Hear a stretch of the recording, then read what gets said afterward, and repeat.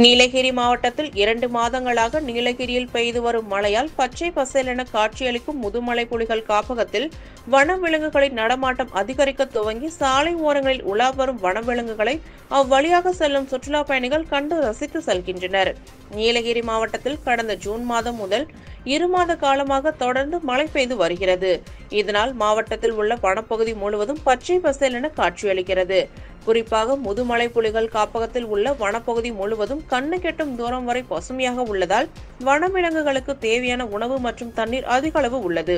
இதனால் கேரள, கர்நாடக வனப்பகுதிக்கு இடம்பெயர்ந்து சென்ற வனவிலங்குகள் மீண்டும் முதுமலைக்குள் உலாவர தொடங்கியுள்ளது.